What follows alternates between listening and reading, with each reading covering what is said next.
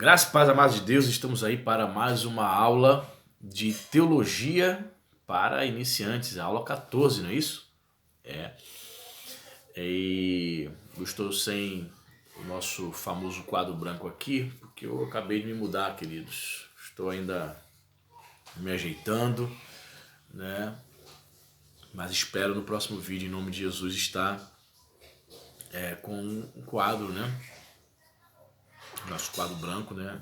Talvez eu faça lá fora, na varanda, esse vídeo, ok? Mas vamos aí. Nós estamos estudando o nosso livrinho, perfeito, do Brian Pillman. E eu estou na página 63 e vem falando sobre a natureza de Deus e vem falando sobre, como nós falamos na última aula, sobre algumas teorias a respeito de Deus, né? Teorias equivocadas, como o agnosticismo, o politeísmo, o panteísmo. E vamos falar hoje sobre o materialismo, né?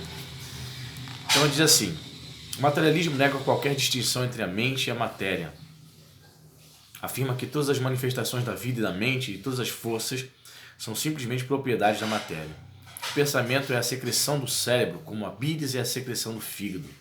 E o homem é apenas uma máquina. São alguns dos pensamentos prediletos dos materialistas, né? Dos ateus.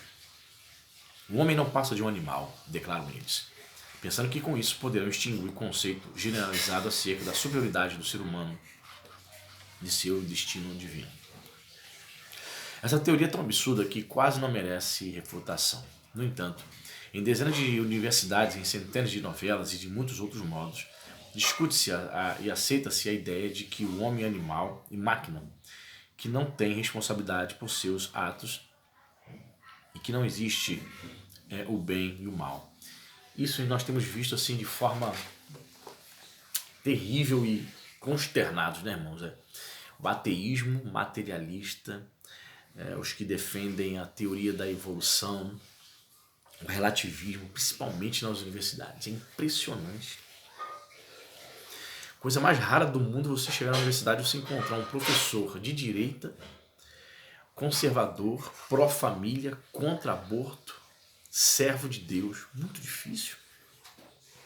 A maioria dos professores são militantes, ativistas, esquerdistas, defensores do marxismo, sabe, de ideologias satânicas, são ateus, são materialistas. Tem um vídeo meu aí, depois você procura no nosso canal, um vídeo de 29 minutos que eu falo da impossibilidade de um crente ser comunista, progressista ou socialista, que é a mesma coisa, né? Dessa impossibilidade. Parece que esses chamados cristãos que se dizem socialistas nunca ouviram falar que na sua raiz essas ideologias elas são contra a palavra de Deus, são contra o cristianismo. Lenin, Marx entendia que o cristianismo era uma ideologia, era um princípio, melhor dizendo, né? Trazia princípios que iriam contra as suas ideologias. Então eles sempre combateram o cristianismo. Fidel Castro mandou matar muitos crentes, né? Países comunistas, os crentes sofrem. Haja vista a Coreia do Norte, né? Então, geralmente, esses caras que defendem essas ideologias comunistas, marxistas, são materialistas, são ateístas. Entendeu? E a declaração dizendo que o cristianismo é o ópio do povo é oriunda dessas ideologias. O ópio, né, que era uma espécie de droga muito consumida na China. O ópio do povo, ou seja, é uma droga, é algo que entorpece a mente do indivíduo. Então, nós como cristãos, você que estuda em teologia, iniciante, precisa abrir os olhos para você não cair nessa cilada, né? Geralmente os materialistas são evolucionistas, vai dizer que eu venho do macaco, defendem teorias, ideologias esquerdistas, ateístas, enfim, nada a ver com Deus. Mas vamos lá. Para refutar esse erro, devemos observar o seguinte. Número 1. A nossa consciência afirma-nos que somos algo mais que a matéria. algo mais que matéria, e que somos diferentes das árvores e das pedras. 1 grama de bom senso, nesse caso, vale mais do que 1 tonelada de filosofia. Conta-se que Daniel O'Connell, orador inglês, certa vez se encontrou com uma velha irlandesa temida por sua linguagem cáustica e seu vocabulário blasfemo. O orador, no encontro com a velha senhora, desferiu contra ela aos berros uma verdadeira salva de termos geométricos. Você, miserável, romboide, você, hipotenusa sem escrúpulos, todos que a conhecem sabem que você guarda um paralelogramo em sua casa. E assim continuou ele até que deixou a pobre mulher confusa e perplexa. Da mesma maneira, os filósofos modernos tentam assustar-nos com palavras portentosas. Mas o erro não se transforma em verdade somente porque ele se expressa com palavras multissilábicas. Não é assim? Para você assistir, por exemplo, uma palestra do Luiz Felipe Pondé, filósofo relativista brasileiro, no YouTube. Ele vem com com um linguajar culto, refinado, mas se você não estiver atento, ele quer incutir em você o relativismo, o pluralismo, né? Outros também, filósofos da moda, como Leandro Carnal, o Cortella. Então são homens que misturam algumas verdades, alguns fundamentos, né? Algumas coisas que eles falam são úteis, mas no geral você tem que tomar muito cuidado, porque eles usam termos complexos, um linguajar filosófico, um linguajar culto, erudito, palavras bonitas, e quem não está atento cai, deixa-se seduzir pelo encanto da serpente. A experiência e a observação demonstram que a vida procede unicamente de vida já existente, e por conseguinte, a vida que existe neste mundo procede de uma causa viva. Jamais houve um caso em que a vida procedesse de substância morta. Há alguns anos, certos pesquisadores científicos concluíram que haviam descoberto esse fenômeno. Vida procedente de substância morta, mas ao ser descoberta a presença de micróbios no ar, essa teoria caiu por terra. A evidência de uma inteligência superior e de desígnio no universo refutam o materialismo cego. Aquele último ponto, vida procede de vida, é um princípio também espiritual. Por isso que o nosso Deus é chamado de Deus vivo. Um Deus vivo pode criar vida. Ok? Morte não produz morte, não vai produzir vida. Certo? Morte produz morte. Vida produz vida. 3. A evidência de uma inteligência superior e de desígnio no universo refuta o materialismo cego. Se algumas questões que são inexplicáveis, humanamente falando, são evidências de que um ser inteligente, que o universo deu todas as coisas, e geralmente os materialistas fecham seus olhos para isso, né? 4. Na hipótese de que o homem seja apenas máquina, mesmo assim a máquina não se faz por si mesmo. A máquina não produziu o inventor, mas o inventor criou a máquina. Ele gosta de usar essa expressão, né, que o homem é uma máquina. Pois é, quem criou essa máquina? Nenhuma máquina é construída sozinha. Precisa de uma mente inteligente para a construção de uma máquina, um carro, não é verdade? Um relógio. Quem construiu este relógio? Uma mente inteligente, um relojoeiro. Né? O mal do materialismo está no fato de que destrói os fundamentos da moralidade. Pois se o homem fosse apenas máquina, não seria responsável por seus atos. Por conseguinte, não podemos denominar o herói de nobre, nem o homem vil de maléfico, pois nem um nem o outro são capazes de agir de outra maneira. Portanto, nenhum homem pode condenar o outro. Como a serra circular não pode dizer a guilhotina? Como você pode ser tão cruel? Qual é o antídoto para o materialismo? O antídoto é o evangelho pregado com demonstração de poder do Espírito, acompanhado de sinais. Vamos analisar aqui. Sim, ele fala sobre essa questão da moralidade, né? Normalmente os ateus vão dizer, os materialistas, que o homem é uma máquina ou somos todos animais. Só que percebam, ainda que a ciência nos classifique fazendo parte do reino animal, você há de entender e de refletir que O único animal que pensa é o homem. Penso, logo existo, disse o filósofo, não é isso? O único ser que pensa com poder de criação, que é interessante, né? Os neurocientistas descobriram que é uma parte do nosso cérebro responsável pela criação, responsável pelas artes. Então há pessoas que têm maiores inclinações para as artes, ela gosta de escrever, ela é criativa, ela trabalha com pintura, com artesanato, compõe, elas são voltadas para música, para compor, para tocar instrumentos, para escrever, para a literatura. Então são pessoas que usam determinada parte do cérebro, né, que é responsável pela criatividade. Outros são mais pragmáticos, outras pessoas são pragmáticas, elas não são tão criativas, são mais pragmáticas, elas são empreendedoras, elas gostam do serviço braçal, né? São pessoas de força. Então existe outra parte do cérebro que vai atuar nessa área. Então o homem pensa, o homem é o único ser, o único animal que tem consciência de que vai morrer, que vai deixar de existir nessa terra. Todos nós temos consciência de que vamos morrer. Nenhum outro animal pensa, né? A pessoa fala assim, quando, por exemplo, você chega em casa, seu cachorro recebe você todo feliz, balançando a cauda, querendo te abraçar, fazendo carinho. Você vê às vezes o cachorro chorando, seu cachorro triste ou alegre. A gente acha que, tadinho, ele tá triste, ele tá alegre, tadinho, deve estar pensando algumas coisas, tá pensando que a gente vai embora. O animal não pensa, o animal ele age por instinto, que é totalmente diferente.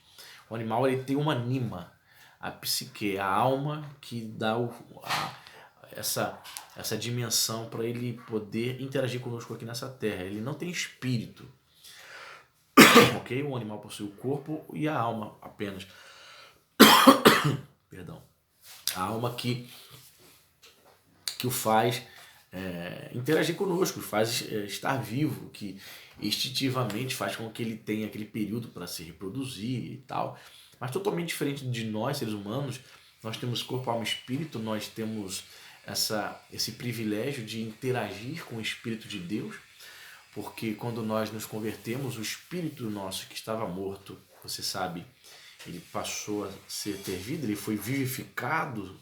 Paulo diz isso em Efésios 2:1, recebemos vida por intermédio do Espírito Santo.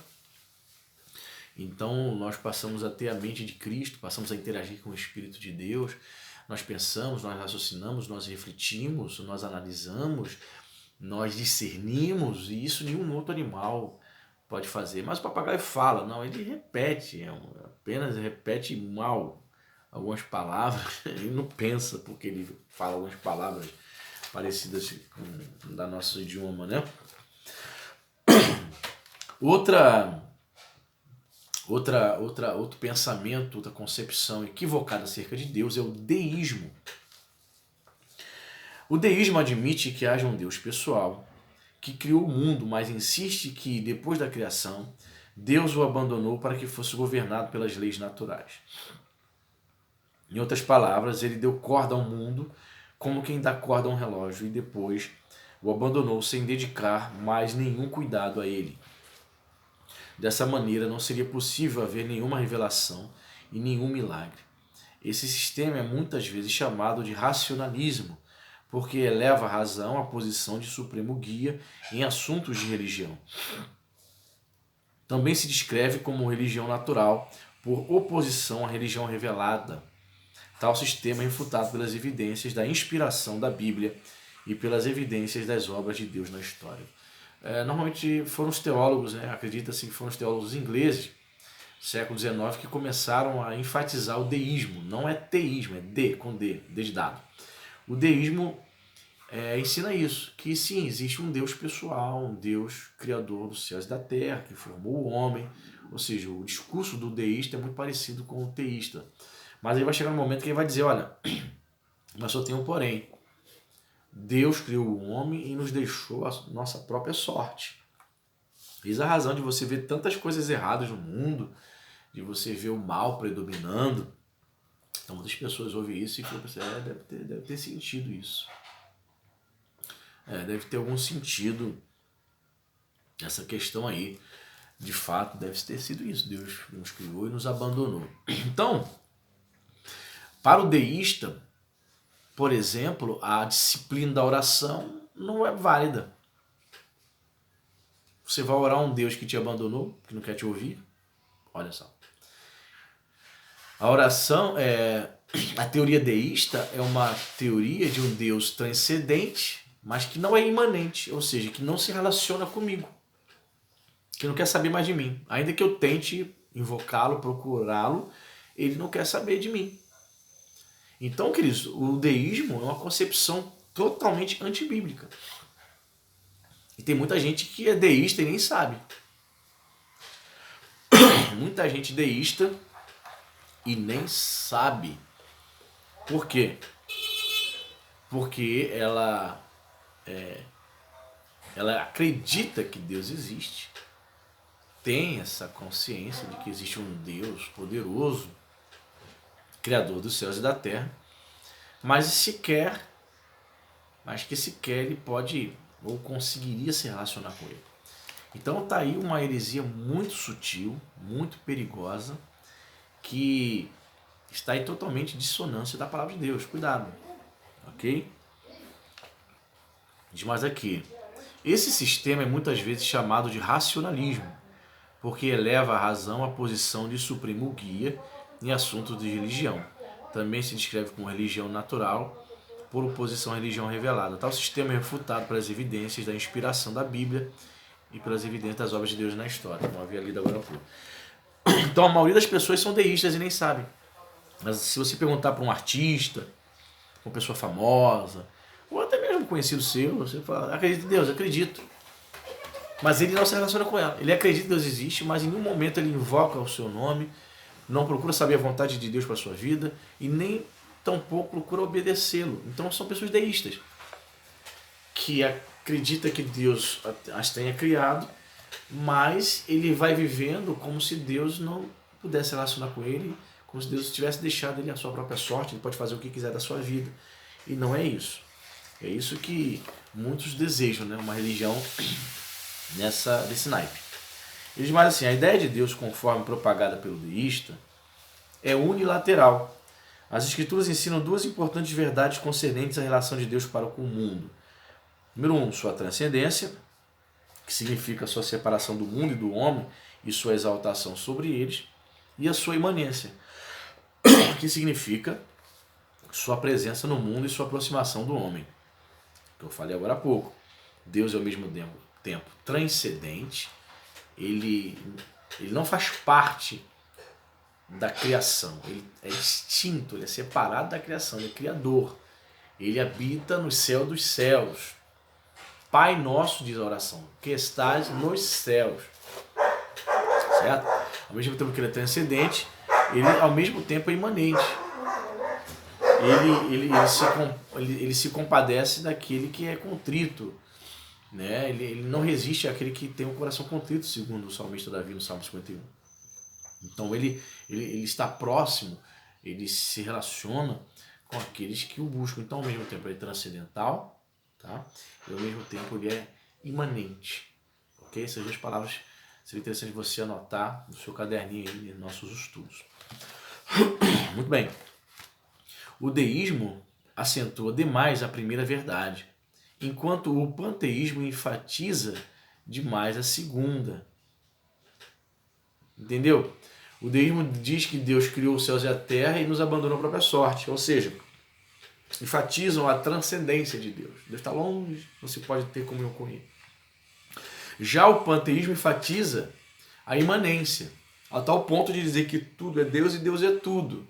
Deus é uma árvore, a árvore é Deus. A natureza Deus faria parte da natureza. A Bíblia não ensina isso. Deus é um ser distinto, pessoal, a parte da natureza. Ok?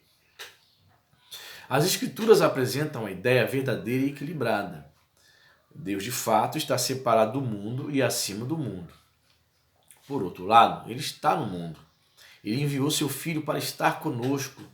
E o Filho enviou o Espírito Santo para estar em nós. Não é isso? E ele será chamado Deus Emanuel, Deus conosco. Olha que interessante. Por intermédio do Espírito de Cristo, nós podemos fazer essa afirmação. Deus está em nós. Né? Dessa maneira, a doutrina da Trindade evita os dois extremos. A pergunta, Deus está separado do mundo ou está no mundo? A Bíblia responde, ele está tanto separado do mundo quanto está no mundo. Ok? Então, a gente encerra essa aula aqui enfatizando esses dois pontos, né? Essas duas concepções equivocadas a respeito de Deus. O materialismo, dizendo que o homem é um animal, dizendo que o homem é uma máquina. A Bíblia vai contrariar, as evidências também para contrariar todas essas coisas. E o deísmo, que enfatiza a transcendência de Deus de forma extrema, dizendo que Deus não pode se relacionar conosco, que nós não podemos nos relacionar com Ele. Amém? Então, próxima aula, na aula 15, nós vamos falar mais sobre os atributos de Deus. Amém? Deus abençoe e até a próxima aula, permitindo Deus.